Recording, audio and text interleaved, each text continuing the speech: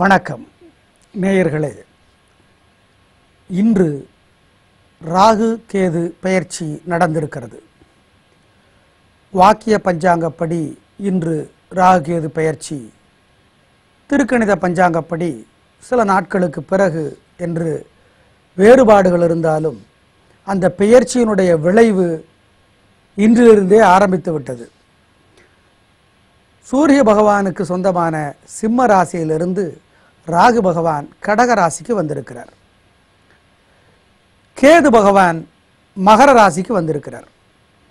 இன்னும் 1.5 வருடத்திற்கு, கவனமாக கேட்டுக்கோங்க, இன்னும் 1.5 வருஷத்துக்கு ராகு பகவான் கடக ராசியிலையும் கேது பகவான் மகர ராசியிலும் இருப்பார்.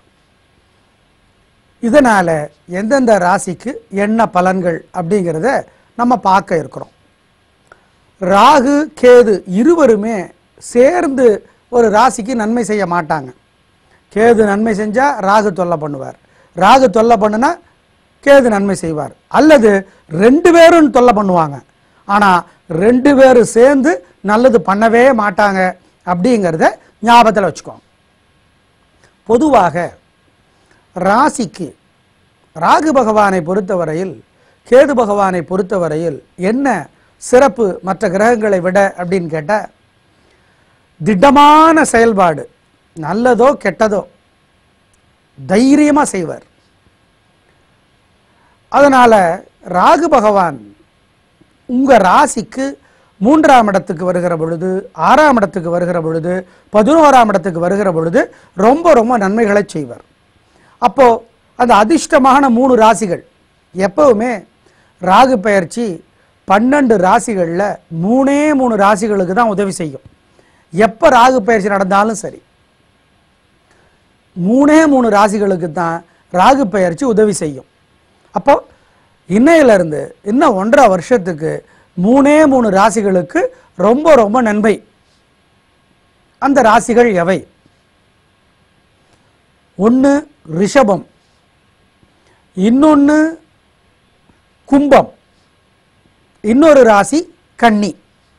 ஆக கன்னி, கும்பம், ரிஷபம் இந்த 3 ராசிகளுக்கும் இன்னும் 1.5 வருடத்திற்கு ராகு பகவான் பலவிதமான உதவிகளை செய்து கொண்டே இருப்பார். எனவே இந்த 3 ராசிக்காரர்கள் தான் ராகு பகவானுடைய பெயர்ச்சியினாலே நன்மை பெறப்போகிற ராசிக்காரர்கள். அப்போ கேது பகவானால நன்மை பெறப்போகிற ராசிக்காரர்கள் யார் அப்படின்னு கேட்டால், 3, 6, 11 இந்த இடங்களில் கேது பகவான் நன்மை செய்வார். தொலைபேசிக்கு வந்திருக்கிற நேயரே, உங்கள் கருத்தை சொல்லுங்கள். ஹலோ,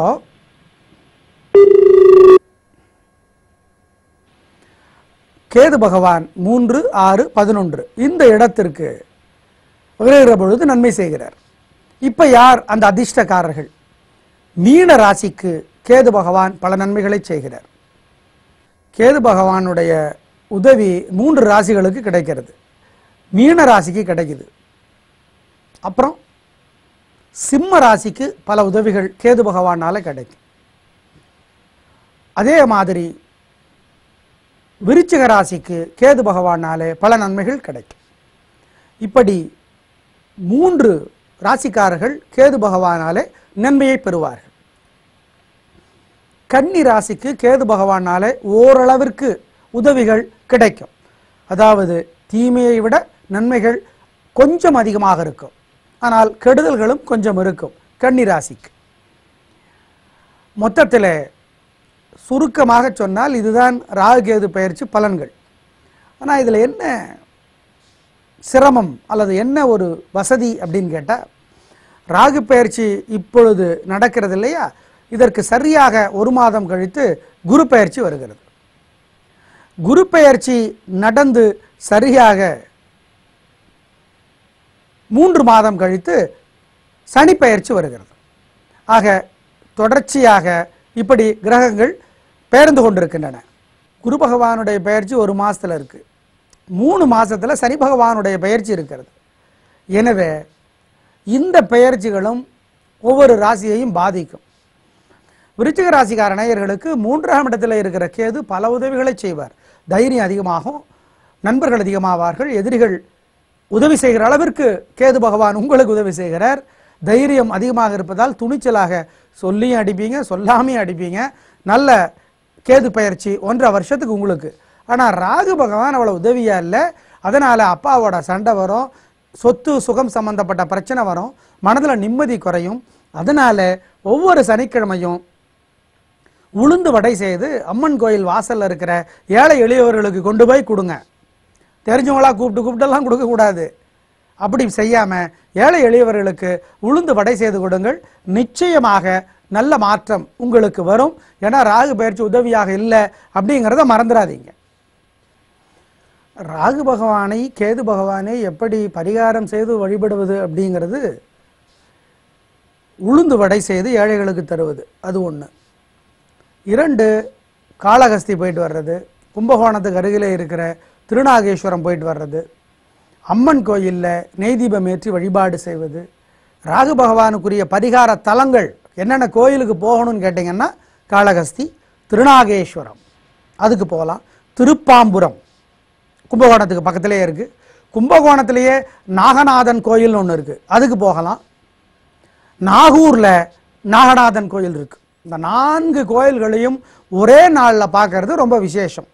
திருநாகேஸ்வரம், திருப்பாம்புரம், கும்பகோணம் நாகநாதன், நாகூர் நாகநாதன், இந்த 4 கோயில்களையும் நீங்கள் பார்ப்பது ரொம்ப ரொம்ப விசேஷம். இதில் என்ன, கேது பகவானுடைய வழிபாட்டிற்கு முக்கியம் என்னன்னா, அதற்குரிய கிழமை, கேது பகவானுக்குரிய கிழமை வந்து செவ்வாய்க்கிழமை. அதே மாதிரி ஒரு முக்கியமான விஷயம் என்னன்னா, வீட்டில் இருக்கிறவர்கள் ராகு காலத்தில் வீட்டிலே இருக்கிற அம்மன் படத்திற்கு தீபம் போடுறது ரொம்ப ரொம்ப முக்கியம். நம்ம அப்படி போடுறதில்லை. இப்போ நாங்கள் சொன்னோம் இல்லைங்களா, ஒவ்வொரு நாளும் உள்ள ராகு காலம், அந்த காலகட்டத்தில் நீங்கள் தயவு செய்து தீபத்தை ஏற்ற வேண்டும். நெய் தீபம் ஏற்றுறதும், ஏன் நெய் ஏற்றணும் அதை சொல்லுங்க அப்படிங்கிறீங்களா? நல்ல பசு நெய்யில் தீபம் ஏற்றினா சுடர் வெள்ளையாக இருக்கும். கேது ராகு இருவருமே மிகவும் திடமான கிரகங்கள். அதாவது என்ன கொடுக்கணும்னு நினைக்கிறாங்களோ, கஷ்டமோ நஷ்டமோ கட்டாயம் நல்ல தைரியமாக கொடுப்பாங்க. அதில் எந்த விதமான மாற்றமும் கிடையாது அப்படிங்கிறத மறந்துட வேண்டாம். ராகு பகவான் ரொம்பவும் பரிகாரத்திற்கு அவ்வளவாக எளிதாக உட்படாத கிரகம். அதனால் ரொம்ப கவனமாக இருக்கணும் அவர்கிட்ட. அவர் வந்து துர்க்கை அம்மன் கிட்டேயே முட்டி மோதுவார். துர்க்கை அம்மனை பார்த்து ஒரு பக்தருக்கு கருணை காட்டினா கூட அவர் எளிதாக அதை ஒத்துக்க மாட்டார். கேது பகவானுக்கு பரிகார தலங்கள் எதுன்னு கேட்டால், விநாயக பெருமான் எங்கெங்கெல்லாம் இருக்காரோ அதெல்லாம் கேது பகவானுக்கான பரிகார தலங்கள். விநாயக பெருமானுடைய கோயில் மட்டும் என்ன விசேஷம்னா, எந்த கோயில்லையும் மந்திர எந்திர பிரதிஷ்டைகள் இருந்தாலும் அந்த சாமிக்கு சக்தி வரும். ஆனால் விநாயக பெருமானுக்கு அப்படி கிடையாது. பிடிச்சி வச்ச உடனே விநாயக பெருமானோட சக்தி அங்கே உள்ளே வந்து பூந்துடும். அதுதான் விசேஷம். பிள்ளையார்பட்டி விநாயக பெருமான் கோயில், கோவை ஈச்சனாரி, கோவை புளியகுளம் விநாயகர் கோயில், சேலம் ராஜகணபதி கோயில், திருச்சி உச்சி பிள்ளையார் கோயில், மதுரை மீனாட்சி அம்மன் கோயிலில் இருக்கிற முக்குருணி விநாயக பெருமான் கோயில், நெல்லையப்பர் கோயில், திருவளஞ்சுழி விநாயக பெருமான் கோயில் கும்பகோணம் பக்கத்தில், திருப்புரம்பியம் விநாயக பெருமான் கோயில் கும்பகோணம் பக்கத்தில், இது எல்லாமே வந்து விநாயக பெருமான் ரொம்ப ரொம்ப வலுவாக இருக்கிற கோயில். இங்கெல்லாம் வழிபாடு செஞ்சால் கேது தோஷம் விலகும். இந்த 2 in 1 இந்த 2 in 1 என்னென்னா, காளஹஸ்தி ராகுக்கும் சரி கேதுக்கும் சரி பரிகாரம் ரொம்ப ரொம்ப நல்லா இருக்கும். பல பேரோட கேட்குற கேள்வி, திருப்பதி போயிட்டு காளஹஸ்தி போகிறதா, காளஹஸ்தி போயிட்டு திருப்பதி போகிறதா? அதாவது திருப்பதி அப்போல்லாம் திருப்பதி போகிறதுங்கிறது உடல் ரீதியாக ரொம்ப அசதியை தருகிற ஒரு விஷயம். ஏன்னா திருப்பதியை பார்த்துட்ட உடனே பாடான ஆகிடும், ரொம்ப சோர்வாயிடும், அசதி ஆகிடும். ஏன்னா நிறைய நேரம் நிற்க வேண்டியிருக்கும். அதனால் என்ன சொல்லுவாங்கன்னா, அதுக்கப்புறம் இன்னொரு கோயில் பார்த்தா மனசும் உடம்பு ஒத்துழைக்காது. அதனால் திருப்பதி பார்த்துட்டு நேராக வீட்டுக்கு வந்துடுங்க, திருப்பதி பார்த்துட்டு வேற எங்கேயும் போகக்கூடாதும்மா. எனவே காளஹஸ்தி போயிட்டு திருப்பதி போயிடுறது நல்லது. இல்லை உங்களுக்கு எல்லாமே இப்போல்லாம் வந்து பிரயாணம் ரொம்ப சௌகரியமாக பண்ணிக்கிறதுக்கு பல வசதிகள் இருக்குது, எங்களுக்கு உடல் ரீதியாவோ அல்லது மன ரீதியாவோ ரொம்ப சோர்வாக இருக்காது, திருப்பதியை பார்த்த பிறகும் நாங்கள் ரொம்ப உடல் ரீதியாக மன ரீதியாக உற்சாகமாக இருப்போம்னா காளஹஸ்தி போயிட்டு வீட்டுக்கு வந்துடலாம். அல்லது வீடு காளஹஸ்தி திருப்பதி வீடு இப்படி வந்துடலாம். எப்படி இந்த மாதிரி வர்றது நல்லது. தயவுசெய்து அதை புரிஞ்சுக்கோங்க.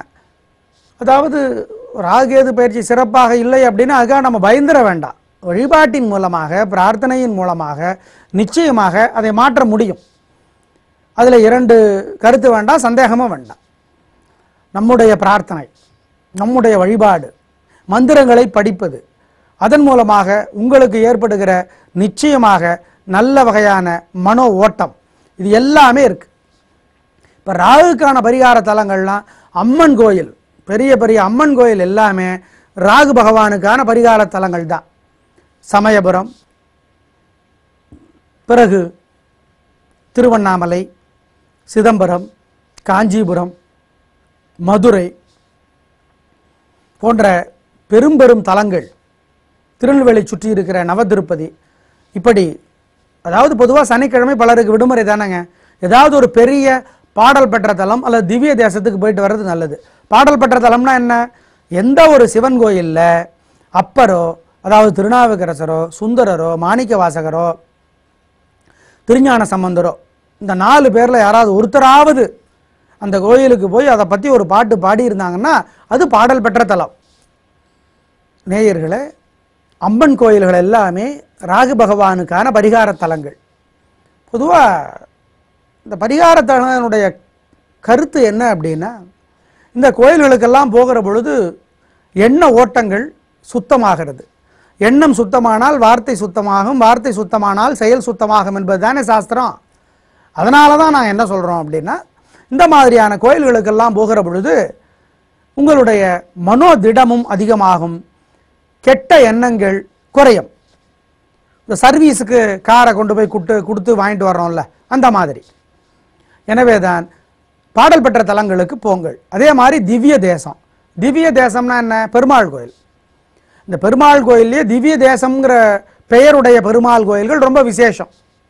அது என்னது திவ்ய தேசம் அப்படின்னா, எந்த பெருமாள் கோயிலுக்கு பொய்கையாழ்வாரோ, பூதத்தாழ்வாரோ, பேயாழ்வாரோ, திருமங்கையாழ்வாரோ, திருமழிசை ஆழ்வாரோ, திருப்பான் ஆழ்வாரோ, தொண்டரடிப்பாள் ஆழ்வாரோ, குலசேகர ஆழ்வாரோ, மதுரகவி ஆழ்வாரோ, நம்மாழ்வாரோ, ஆண்டாளோ, பெரியாழ்வாரோ, யாராவது ஒருத்தராவது அந்த கோயிலுக்கு போய் அந்த கோயிலை பற்றி பாடியிருந்தா அதற்கு பெயர் திவ்ய தேசம்.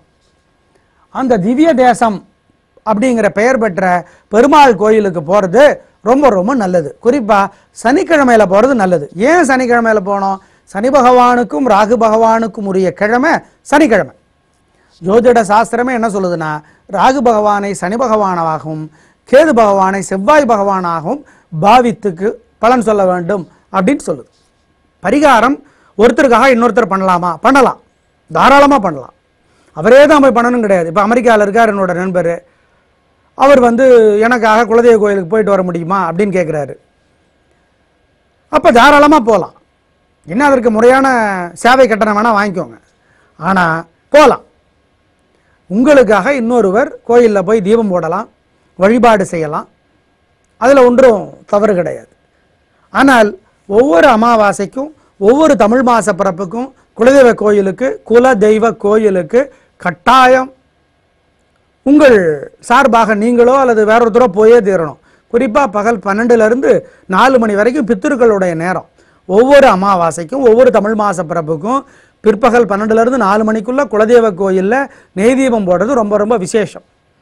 பித்திருக்களினுடைய, அதாவது முன்னோர்களுடைய ஆசீர்வாதம் கிடைக்கும். அதனால நமக்கு பல நன்மைகள் கிடைக்கும்.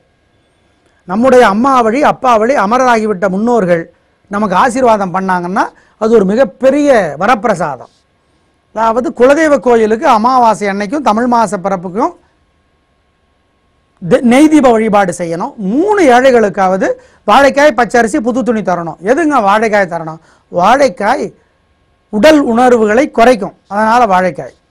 அப்புறம் பச்சரிசி தரணும், அதுவும் அதே மாதிரி தான், மன சாந்தத்தை அதிகப்படுத்தும். புது துணி தரணும், அது ஒரு நிம்மதியை, சந்தோஷத்தை தரும். ஒவ்வொரு ஏழைக்கும் வாழைக்காய், பச்சரிசி, புது துணி, இது 3ஐயும் தரணும். ஒருத்தருக்கு வாழைக்காய், ஒருத்தருக்கு பச்சரிசி, ஒருத்தருக்கு புது துணி கொடுத்துறாதீங்க. ஒவ்வொருத்தருக்கும் வாழைக்காய், பச்சரிசி, புது துணி. இப்போ பெண்ணாக இருந்தால் சேலை ரவிக்க கொடுக்கலாம், ஆணாக இருந்தால் வேஷ்டி துண்டு கொடுக்கலாம். அங்கே எடுத்துகிட்டு போகலாங்க, வாங்கிட்டு போகலான்னா பணமாக கொடுங்க, ஆனால் தரணும். அது நம்ம அறியாமல் அது நமக்கே லாபமாக திரும்ப வந்தே தீரும் அப்படிங்கிறதுல சந்தேகம் கிடையாது. எனவே தயவு செய்து இதை மறந்துடாதீங்க. இந்த முன்னோர்கள் வழிபாடு, அதே மாதிரி அம்மா அப்பாவை பார்த்துக்கிறது, அதே மாதிரி முன்னோர்களுடைய வழிபாடு, பெற்றோர்களை பாதுகாத்து கொள்வது, அவர்களை பார்த்து கொள்வது, அக்கறையோடு அன்போடு பார்த்து கொள்வது, இதுவெல்லாம் நவகிரகங்களுக்கு சாந்தியை தரும். நேயர்களே, வயதானவர்களை பராமரிப்பது, அவர்களுடைய ஆசீர்வாதத்தை பெற்றுக்கொள்வதெல்லாம் ராகு பகவானுக்கு மகிழ்ச்சியை தரும், கேது பகவானுக்கு மகிழ்ச்சியை தரும். மொத்தத்தில் ராகு பெயர்ச்சி 3 ராசிகளுக்கு நிறைய உதவிகளை செய்கிறது.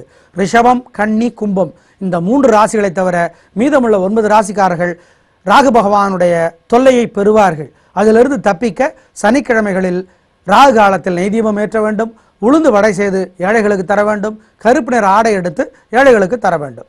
கேது பகவான் உதவி செய்கிற ராசிகள் 4: மீனம், விருச்சிகம், சிம்மம், கன்னி. மீதமுள்ள 8 ராசிக்காரர்கள் செவ்வாய்க்கிழமைகளில் ஏழைகளுக்கு பொருளுதவி செய்யுங்கள், விநாயகர் பெருமானுக்கு தீபம் போடுங்கள், கேது பகவானுடைய தோஷம் விலகும். நாங்களும் ராகேது 2 கிரகங்களும் அனைவருக்கும் நல்லதை தந்து நல்லவர்களை காப்பாற்றி கெட்டவர்களை மாற்றுவதற்கு பிரார்த்திக்கிறோம். நன்றி, வணக்கம்.